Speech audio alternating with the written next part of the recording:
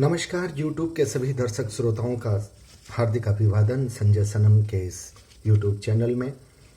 दर्शकों, परसों मैंने उत्तर प्रदेश विधानसभा चुनाव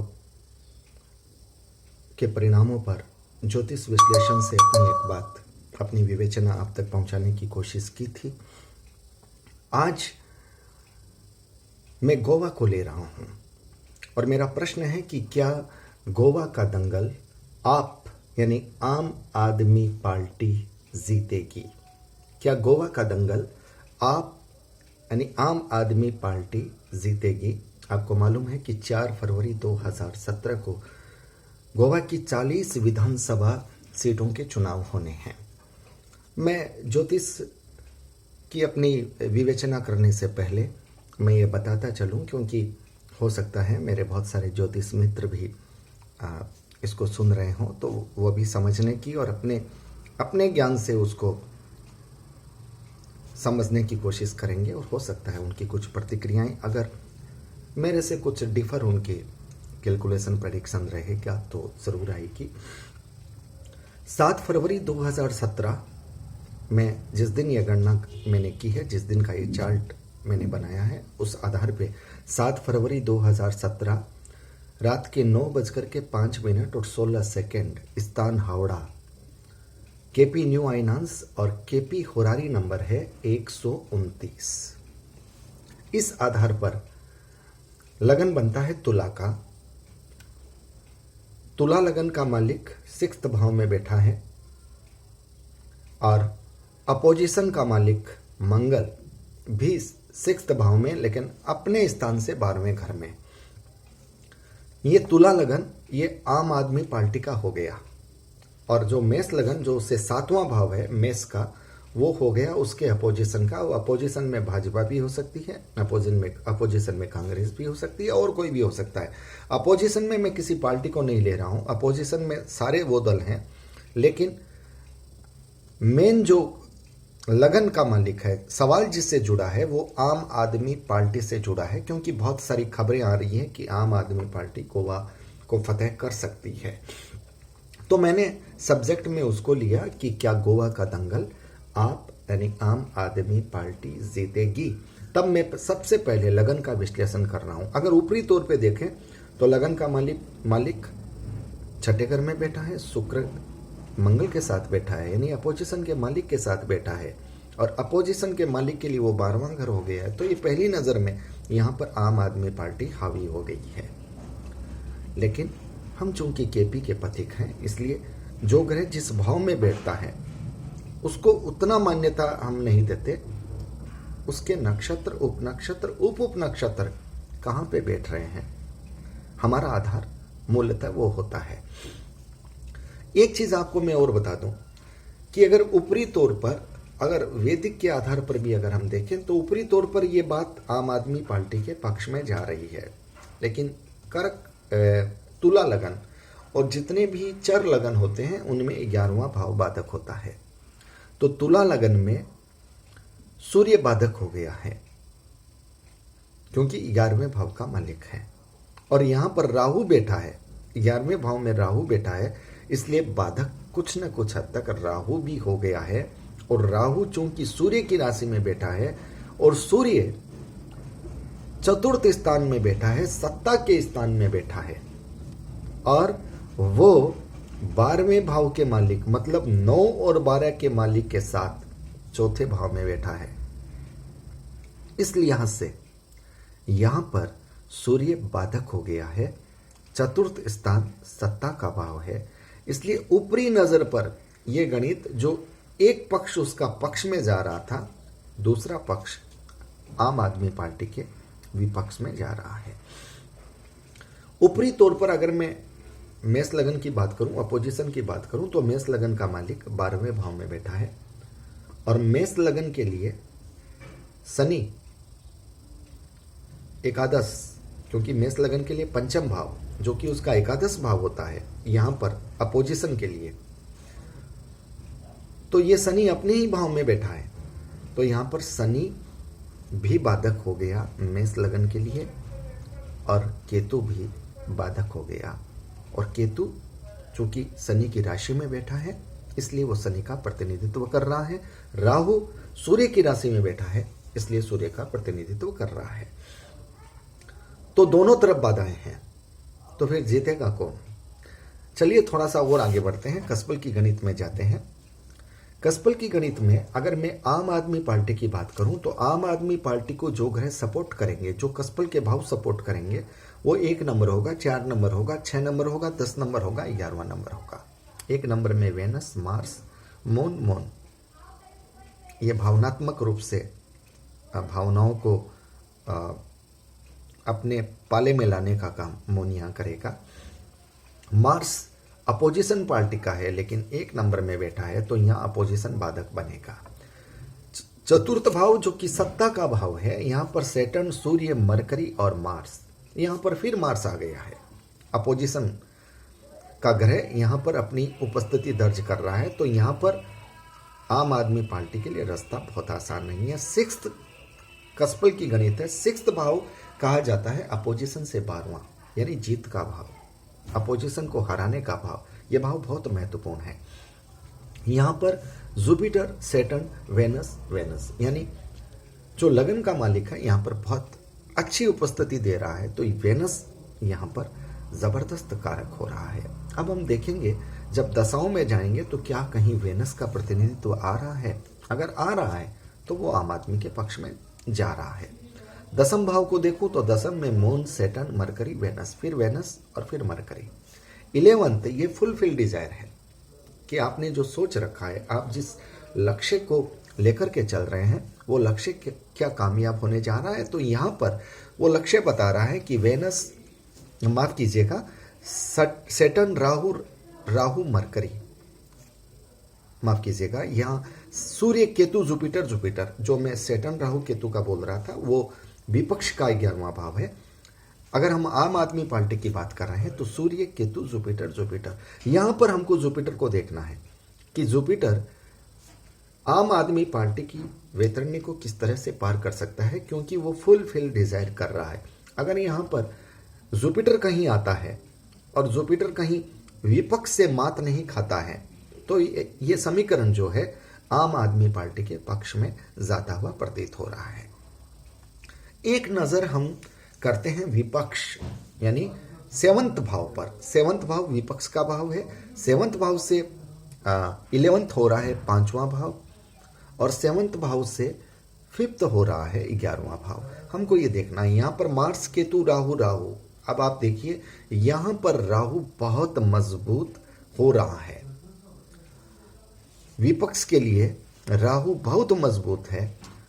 आप पार्टी के लिए राहु एकादश में बैठ करके भी बाधक है, इसलिए यहां पर राहु की गणित विपक्ष के खाते में जा रही है। 5वां भाव यानी 11वां, विपक्ष का 11वां भाव, यहां पर भी सैटर्न, राहु मरकरी। अगर यहां राहु और मरकरी का कॉम्बिनेशन कहीं आता है तो वो विपक्ष के खाते में जाता है। 10th भाव यानी सत्ता का भाव, 4था भाव, मून, सैटर्न, मरकरी, वेनस। यहां पर भी मरकरी अपना दम दिखा रहा है, सैटर्न भी साथ में आ रहा है। हालांकि सैटर्न तुला लगन के लिए ज्यादा कारक है, लेकिन फिर भी यहां पर वो 10वें भाव में यानी अपोजिशन के 4थे भाव में, और वेनस यहां पर सब लॉर्ड के रूप में आ रहा है। अपोजिशन का 6ठा भाव, मरकरी, सूर्य, वेनस, सूर्य। अब आप ये देखिए यहां पर सूर्य जो कि आम आदमी पार्टी के लिए बाधक है, यहां पर सूर्य उनका कारक है, अपोजिशन का कारक है। ये अपोजिशन के लिए सिंबल बहुत अच्छा, तो टक्कर जबरदस्त है। एक बात तो साफ है कि यहां पर सुपड़ा साफ नहीं होने वाला कि कोई किसी का सुपड़ा साफ कर दे, जैसे आम आदमी पार्टी ने दिल्ली में सुपड़ा साफ किया था और 70 में से 67 सीट एक तरफा ले ली थी। यहां पर वो कमाल नहीं लग रहा है। सरकार किसकी बनेगी इसका विश्लेषण अभी और आगे चलने से पता चलेगा, लेकिन यह तय है कि इस चुनाव में भी घमासान होगा। सीधे तौर पर कुर्सी किसी के हाथ में नहीं आएगी। एक बार हम दशाओं का विश्लेषण करते हैं। 4 फरवरी 2017 को चुनाव है। 40 विधानसभा सीट का। यानी परीक्षा का दिन है 4 फरवरी 2017। 4 फरवरी को दशा कैसे चल रही है जरा देख लेते हैं। दशा को अगर हम देखते हैं तो आप देखिए, राहु है, सैटर्न है, मरकरी है, सैटर्न है और जुपिटर है। दशा देखिए, Rahu, Saturn, mercury, Saturn, Jupiter. Rahu आम आदमी पार्टी के लिए बाधक हो गया। सैटर्न ये विपक्ष के लिए वैसे कारक है, 11वें भाव में है, लेकिन ये चर लगन की कुंडली है और 11वें भाव में अगर शनि बैठा है विपक्ष के, तो वो विपक्ष के लिए भी बाधक है। मरकरी को अगर हम देखते हैं तो मरकरी आम आदमी के सहयोग में भी दिख रहा है और विपक्ष के सहयोग में भी दिख रहा है। इसका और गहरा विश्लेषण बाद में करेंगे। फिर सूक्ष्म अंतर में फिर शनि आ रहा है, तो शनि दोनों के लिए कहीं पॉजिटिव कहीं नेगेटिव। अब यहां देखिए, जुपिटर प्राण अंतर में जुपिटर आ रहा है और ये जो जुपिटर है वो आम आदमी पार्टी के लिए काफी हद तक कारक बन गया है। मतलब परीक्षा जिस दिन होनी है उस दिन तनातनी जबरदस्त है, खिंचाव जबरदस्त है, प्रतिस्पर्धा बहुत कड़ी है, लेकिन पलड़ा भारी आम आदमी पार्टी का रहने की संभावना है। अब हम उस गणित पे आते हैं जिस दिन परीक्षा का रिजल्ट डिक्लेयर होगा। उस गणित में अगर आते हैं तो राहु महादशा से बाधक आम आदमी पार्टी के लिए, सैटर्न ये दोनों तरफ से खींचतान है।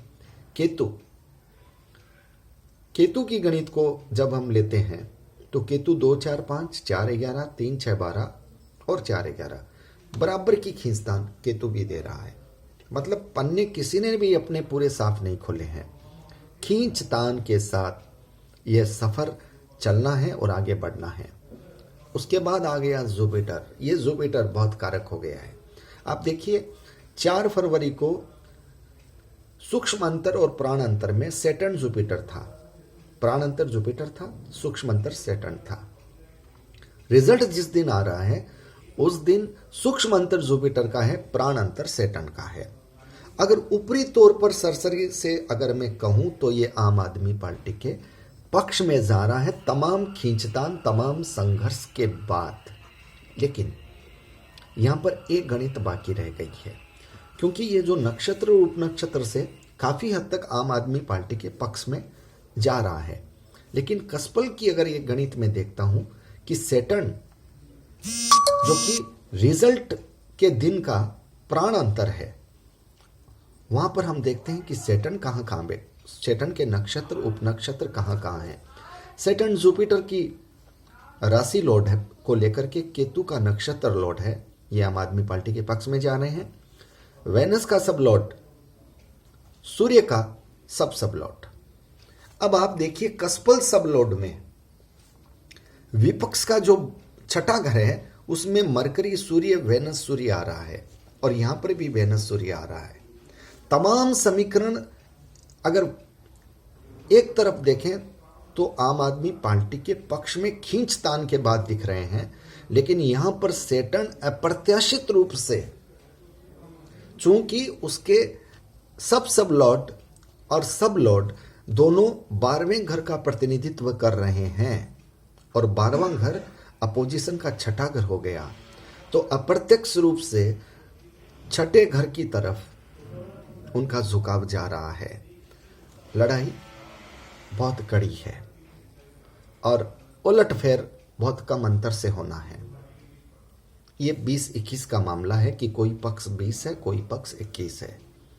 बल्कि मुझे तो यहां तक लगता है कि ऐसा भी हो सकता है कि वहां पर इस तरह की का वातावरण बन जाए कि ना रोटी आम आदमी पार्टी खा सके और ना वह किसी को खाने दे सके।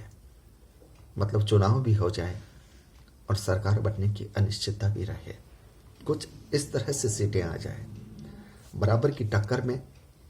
लेकिन एक बात मैं कहना चाहता हूं कि अगर टक्कर में फिर कहीं समीकरण बदलते हैं कि एक दूसरे दल का समर्थन लेकर के आगे बढ़ने में, तो उसमें अपोजिशन प्रभावी बनेगा। अगर दोनों बराबरी के मुकाम पे आ गए और कुछ ऐसा रहा कि किसी को तोड़ करके सरकार बनाई जा सकती है, किसी का समर्थन लेकर के सरकार बनाई जा सकती है। तो यहाँ पर अपोजिशन प्रभावी लग रहा है। इसलिए लग रहा है क्योंकि नक्षत्र की गणित में कई समीकरण उसके 8, 10, 11 पे आ रहे हैं। रहस्यात्मक लाभ, ये सस्पेंस का लाभ है, ये छिपा हुआ लाभ है, जो उस वक्त दिखेगा जब सरकार बनाने की स्थिति में अगर दोनों पक्ष साफ नहीं आएंगे, उस वक्त रहस्यात्मक लाभ आम आदमी पार्टी के पक्ष में नहीं जाएगा, वो विपक्ष ले लेगा। अगर किसी न किसी रूप में अगर 20-21 के अंतर में अगर सीटें अगर आम आदमी की आ गई तो ये आम आदमी के लिए अच्छी खबर हो सकती है, क्योंकि पलड़ा काफ़ी हद तक मजबूत है। लेकिन मैं ऐसे नहीं कह सकता कि बहुत कंफर्टेबल स्थिति है, ये मुझे नहीं लग रहा। बड़ी पेचीदा स्थिति यहाँ नक्षत्र गणित में भी दिख रही है कि एक तरफ से पलड़ा ये भारी दिखता है और कभी सूक्ष्म गणित में जाकर के ऐसा लगता है कि पूरा परिणाम उलट जा रहा है। परिणामों में हेरफेर हो सकता है, बदलाव आ सकता है। जो स्विंग पहले इधर दिख रहा था बाद में जाते जाते बदल भी सकता है। यह भी हो सकता है कि अगर कुर्सी मुझे नहीं मिली तो मैं तुझे भी नहीं आने दूंगा। ये भी संभावना, क्योंकि खींचतान की बात है। लेकिन अपोजिशन के लिए एक अच्छा संकेत जा रहा है कि रहस्यात्मक लाभ उसके खाते में आ रहा है।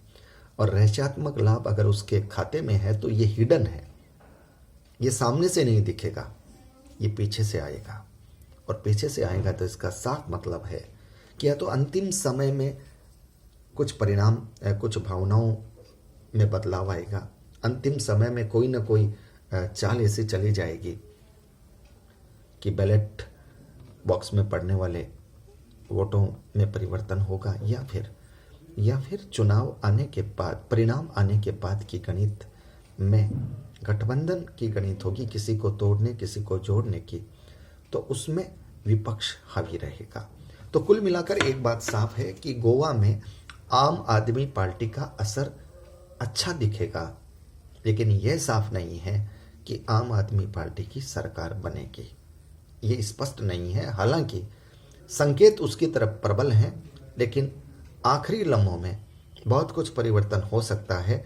और अगर जोड़ तोड़ की गणित की बात अगर आ गई, वो माहौल अगर आ गया, तो फिर सरकार आम आदमी की नहीं बनेगी, ये मेरा गणित कह रहा है।